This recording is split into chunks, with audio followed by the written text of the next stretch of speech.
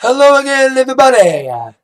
Zach Attack is here with my Atak Sportz for this Monday, December the 16th, 2013. Hope everyone had a great weekend, especially a decent weekend with sports, especially kicking off with the NFL. Thoughts and results of Week 15 thus far, excluding the Monday night game. One of my favorite teams, the Bears, Chicago Bears, destroyed the Cleveland Browns. It was Jay Cutler's first game back despite two first quarter interceptions that led to a field goal and a TD. Cutler came flying back in the second quarter with the field goal that ended up towards the touchdown to end the second quarter, leading towards the half. In the second half, it was all bad, especially Alshon Jeffrey once again got a highlight reel catch in the end zone with a long Hail Mary pass from Cutler. I think it was like the third quarter, touchdown then. It was a very intense second half. And Cleveland kept scoring as well.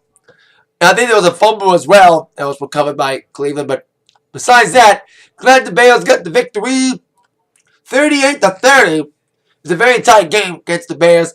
And Cutler's first game back, despite a little couple hits, and of course the little interceptions, Cutler came back in his first full game back.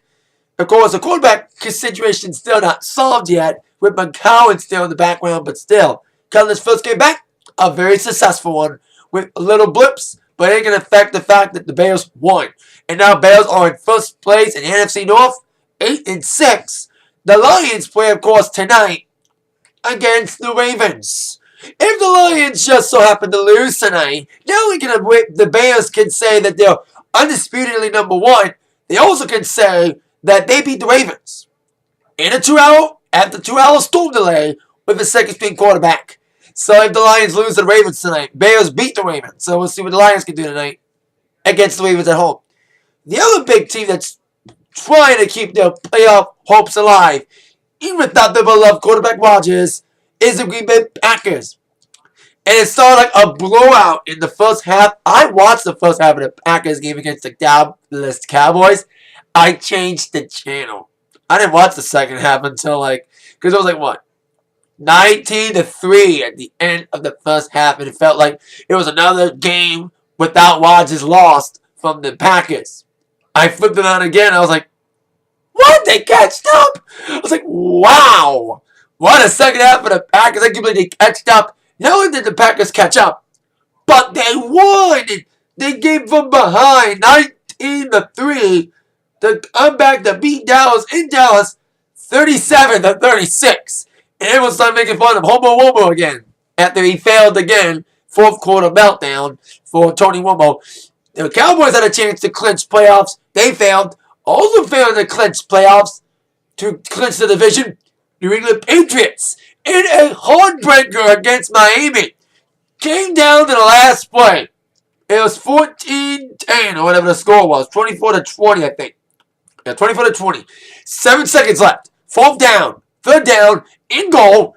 Tom Brady was trying to throw a touchdown in the end zone. Intercepted by a Dolphin with 2 seconds left as Brady was trying to throw a touchdown in the end zone. That was a sad ending. But that means the Broncos have a chance to clinch now. That's why the Broncos fans are happy that the Pats lost their game. At least I saw the ending of that game because I was watching the Bears game. On the way to Minnesota in a shocking upset, the 3-8 Minnesota Vikings beat Philadelphia Eagles 48-30. That was very interesting. Even without Adrian Peterson after being fuming after the Ravens game last week. In the Sunday night game, blowout 30-20. Bengals losing to the Steelers. And Seattle in a shutout over the Giants. Yay! Russell Wilson. I hate the Giants, so I'm glad the Giants lost. It was a good day for me yesterday. Giants lost. Bears lost. Bears won. And Cena lost. I'll get to my Raw review in a moment. Before we get to my Raw preview tonight, of course, the TLC Aftermath, got some news on TNA involving their big guy, AJ Styles.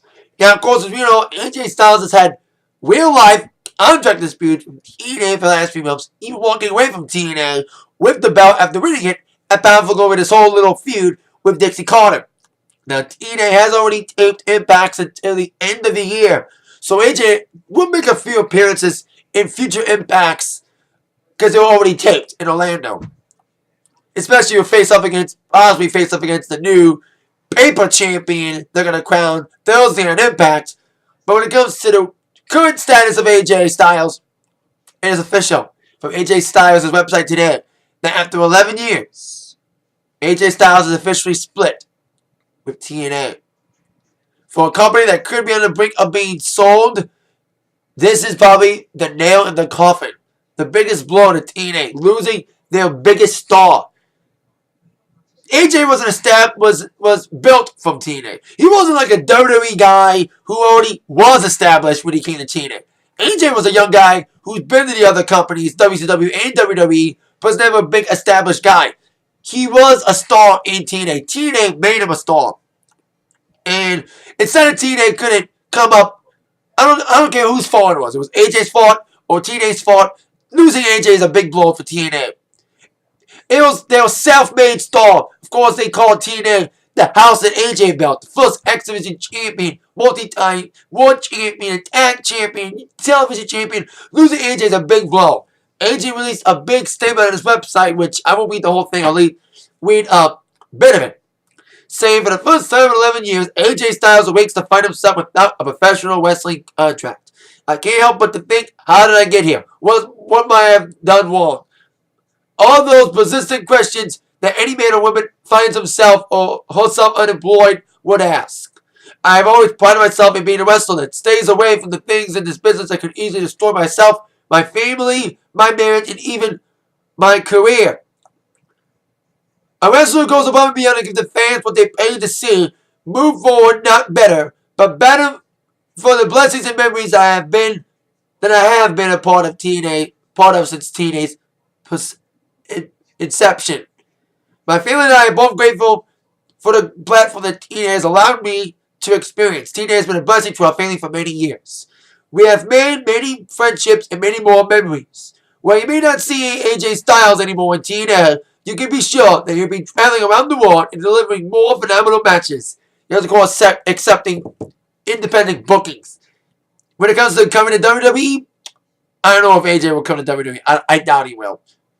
You know, I would love to see him in WWE. I would love to see him in WWE, but who knows what AJ's going to do now.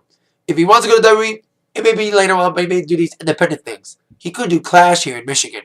Since Petey Williams, another former TNA guy, did Clash, who knows if AJ may do Clash too. Like WWE always says, best of luck in AJ in his future endeavors. So, I know it's TNA guy, but hey, good luck to you, AJ. It's going to be hard. We'll miss you in TNA, though. So, good luck, AJ. Wrestle hard, baby. You're the phenomenal one, baby. Now on to my Raw review, my Raw preview for tonight, the aftermath of TLC tables and ladders and chairs.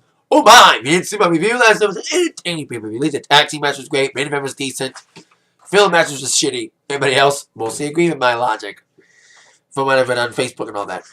Top 4 questions that must be answered tonight on Raw. Question number 4. Will any matches be made for the Royal Rumble? I doubt they're going to make matches for the Royal Rumble right off the bat. I know they advertised the Royal Rumble last night, but I don't think they're going to make announcements for Royal Rumble or anything quickly. Actually, it will be top 5 questions. Top 5 questions. Question number 5 about the Royal Rumble. Question number 4. Will Jericho show up?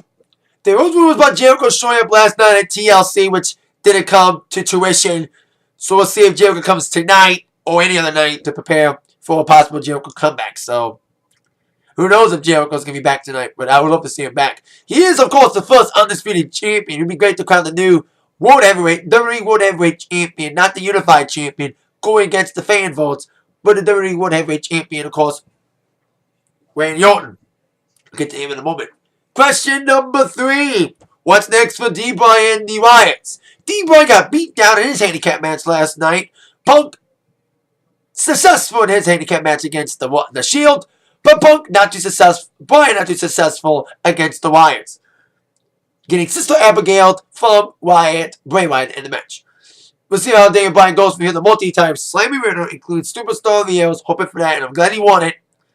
And Can't wait to see what happens with that.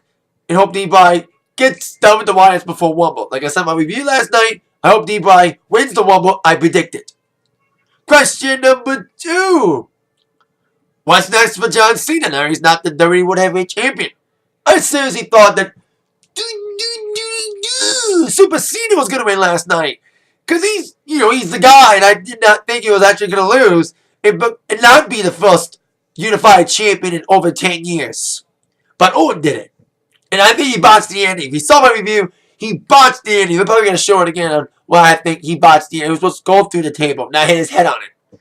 So, Cena may get a rematch, but I don't know if Cena's going to go for a rematch or fear of anybody else. I don't know where does Cena go from here when it comes to losing to Orton. We'll see what's next for Cena.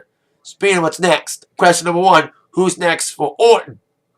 Now, I think Cena could get a rematch at Rumble, and then end Orton's feud with Cena and build up Orton's feud of whoever wins the Royal Rumble. Now, the winner of the Rumble has no choice. He has only one champion to face now. He can't choose between either the WWE World Champion.